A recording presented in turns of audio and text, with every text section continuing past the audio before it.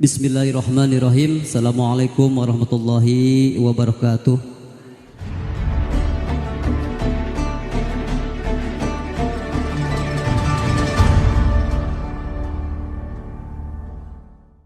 Kun fayakun merupakan sebuah kalimah. Mempunyai arti yang sangat mendalam. Lalu, apa sebenarnya makna dari kun fayakun? Telah menjadi ketentuan, menurut ahlu iman yang kuat, dan ketauhidan yang sempurna, bahwa Allah Maha Mampu atas segala sesuatu. Kekuasaannya Maha Suci, dan tanpa batas. Maka baginya kekuasaan penuh dan keinginan yang sempurna, sekaligus akhir dari semua masalah. Kalau menginginkan sesuatu, maka akan terjadi seperti yang diinginkan, dan pada waktu yang diinginkan, serta dengan cara yang diinginkannya pula. Allah pencipta langit dan bumi. Dan bila Dia berkehendak untuk menciptakan sesuatu, maka cukuplah Dia hanya mengatakan kepadanya, jadilah, lalu jadilah ia. Quran Surah Al-Baqarah, ayat 117. Inilah makna kun fayakun. Tentang manusia yang ikhlas, Al-Quran menggambarkan dua keadaan, yaitu al-mukhlisin, mereka yang berusaha untuk ikhlas, dan al-mukhlasin, yaitu mereka yang mendapat anugerah ikhlas atau diikhlaskan oleh Allah. Lalu apa hubungannya ikhlas dengan kun fayakun? Dalam video ini selanjutnya, saya akan menguraikan tentang pemahaman dari makna ikhlas, apa kendalanya, serta tata cara untuk meningkatkan derajat ikhlas kita, hingga mencapai titik di mana lidah kita bisa memiliki kekuatan kun fayakun. Untuk penjelasan tentang ikhlas, sengaja saya kaji lebih dalam lagi, karena ikhlas adalah fondasi dari kekuatan kun fayakun, yang menjadi topik utama kita kali ini. Sebelum saya lanjutkan, mohon bantu channel ini, dengan klik tanda subscribe, tanda lonceng, dan tanda like. Gratis tapi berpahala, untuk menambah motivasi saya, dalam membuat video, dan mengungkapkan rahasia di balik amalan-amalan dalam Islam, yang saya kemas secara mudah, dalam dan terstruktur. Yang semua itu tidak akan ada manfaatnya tanpa dukungan Anda semua, umat yang selalu dirahmati Allah. Anda juga bisa share linknya pada teman-teman di jaring sosial Anda, agar cahaya Islam senantiasa terpancar di lingkungan dan pergaulan Anda semua. Terima kasih. Keikhlasan dalam ibadah itu ibarat ruh dalam jasad. Jasad tanpa ruh menjadi bangkai yang tidak bernilai. Demikian pula amalan. Jika dilakukan tanpa keikhlasan, maka tidak ada nilainya. Bahkan suatu amalan tidak dikatakan amal soleh tanpa keikhlasan. Banyak dalil, baik dari Al-Quran maupun Sunnah, yang mengajak untuk selalu ikhlas. Allah berfirman, padahal mereka tidak disuruh, kecuali supaya menyembah Allah, dengan memurnikan ketaatan kepadanya, dalam menjalankan agama dengan lurus. Quran Surah Al-Bayyinah, ayat 5. Allah juga telah berfirman, dan, siapakah yang lebih baik agamanya daripada orang yang ikhlas, menyerahkan dirinya kepada Allah, sedang dia pun mengerjakan kebaikan? Quran Surah An-Nisa, ayat 125. Menyerahkan diri kepada Allah artinya, memurnikan tujuan dan amal karena Allah. Sedangkan mengerjakan kebaikan ialah, mengikuti Rasulullah dan sunnah beliau. Dorongan berbuat ikhlas, dan besar pahalanya di sisi Allah. Di antara hal yang memotivasi untuk merealisasikan keikhlasan, adalah balasan yang disediakan oleh Allah, berupa pahala yang besar pada hari kiamat nanti. Allah berfirman, dan kamu tidak diberi pembalasan, melainkan terhadap kejahatan yang telah kamu kerjakan. Tetapi hamba-hamba Allah yang dibersihkan dari dosa, mereka itu memperoleh rizki yang tertentu, yaitu buah-buahan, dan mereka adalah orang-orang yang dimuliakan di dalam surga-surga yang penuh nikmat. Di atas tahta-tahta kebesaran berhadap-hadapan. Diedarkan kepada mereka gelas yang berisi khamar dari sungai yang mengalir. Quran Surah As-Saffat, ayat 39-45. Itulah pahala bagi orang yang berbuat ikhlas, yaitu orang-orang yang memurnikan amal-amal mereka hanya untuk Allah. Di antara buah keikhlasan dan keberkahannya adalah kesungguh-sungguhan pelakunya dalam melakukan ketaatan, yang akan diberi pahala, meskipun amalnya kurang, atau bahkan tidak mampu beramal. Oleh karena itulah, Yahya bin Katsir berkata, pelajarilah niat, karena sesungguhnya, ia lebih mendasar daripada amalan itu sendiri. Niat adalah kata kunci dari tingkat keikhlasan kita. sekaligus yang menentukan amal ibadah kita diterima atau tidak. Jika amal ibadah kita hanya ditujukan kepada Allah, walau pada akhirnya kita memohon atau berharap sesuatu padanya, seperti pahala, ampunan, surga, rizki dan lain-lain, yang memang pada kenyataannya telah dijanjikan pada kita, seperti pada ayat di atas contohnya. Itu masih diperbolehkan, bahkan Allah suka kalau kita minta dan mengadu padanya. Itu tandanya kita sudah mulai berusaha untuk ikhlas dan masuk derajat mukhlis. Derajat mukhlis itu sebenarnya sudah tinggi. Bahkan para nabi terdahulu banyak yang termasuk al-mukhlisin. Derajat di atas mukhlis adalah mukhlas.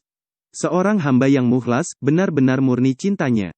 Hidup dan matinya, hanya untuk Allah semata. Dalam beribadah, semua diniatkan untuk Allah, tanpa mengharapkan imbalan apapun.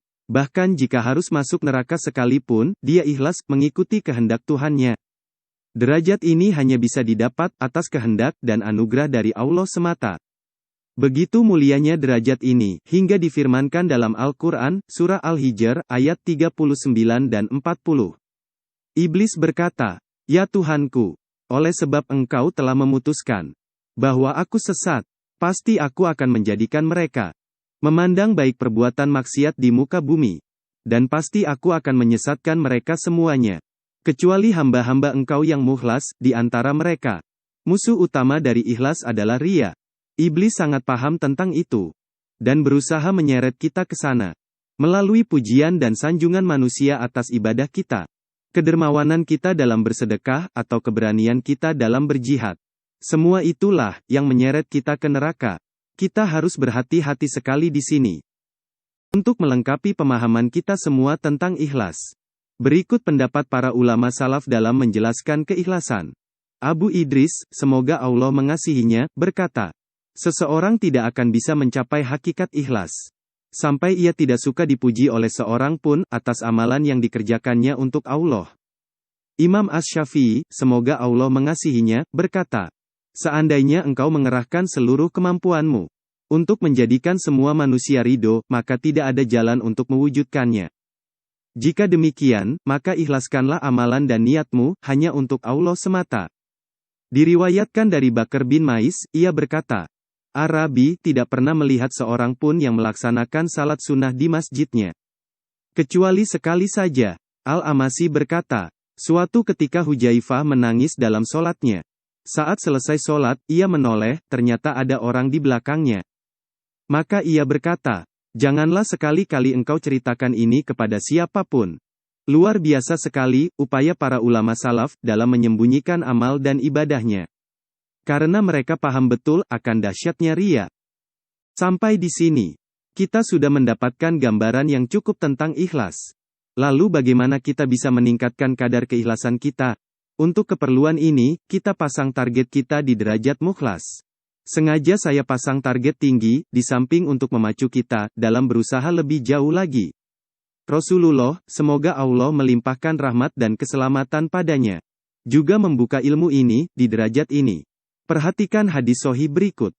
Rasulullah, semoga Allah melimpahkan rahmat dan keselamatan padanya, mencontohkan berdiri, ibadah, hingga kedua telapak kakinya membengkak. Lalu beliau ditanya, Allah sudah mengampuni dosamu yang lalu maupun yang akan datang? Maka Rasul bersabda, bukankah aku adalah hamba yang sangat bersyukur? Hadis mulia ini menjelaskan keikhlasan terhadap penegakan kewajiban ubudiyah secara total dan maksimal, tanpa mengharapkan apa-apa, menunjukkan tingkat kecintaan yang tinggi. Ditegaskan lagi dengan perkataan, bukankah aku adalah hamba yang sangat bersyukur? Inilah rahasia ilmu kun fayakun yang akan kita bahas kali ini. Untuk bisa mencapai ikhlas yang sesungguhnya, kita harus bangun dulu rasa cinta kita kepada Allah. Bagaimana cara kita membangun cinta kepada Allah? Agak aneh juga pertanyaan ini. Yang benar adalah, kenapa kita hingga saat ini belum bisa mencintai Allah? Apa sebabnya? Jawabannya adalah, karena semua yang kita lakukan selama ini, hanyalah untuk kepentingan diri kita sendiri. Kita tidak pernah cinta kepada Allah, karena kita tidak pernah memperhatikan kebaikan-kebaikan dan pemberiannya yang luar biasa selama ini. Kesadaran ini yang mesti kita perbaiki. Caranya adalah dengan mensyukuri setiap apapun yang kita dapat, yang hakikatnya memang dari Allah. Setiap memperoleh rizki, katakan dalam hati, ini adalah anugerah dari Allah. Alhamdulillah. Demikian seterusnya, kita berusaha bersyukur dan memuja Allah dalam kondisi apapun. Tidak sulit menemukan nikmat Allah yang telah diberikan kepada kita. Hanya saja selama ini biasa kita abaikan. Awali ketika bangun tidur, Anda masih hidup. Itu nikmat. Artinya masih diberi kesempatan memperbaiki amal ibadah kita.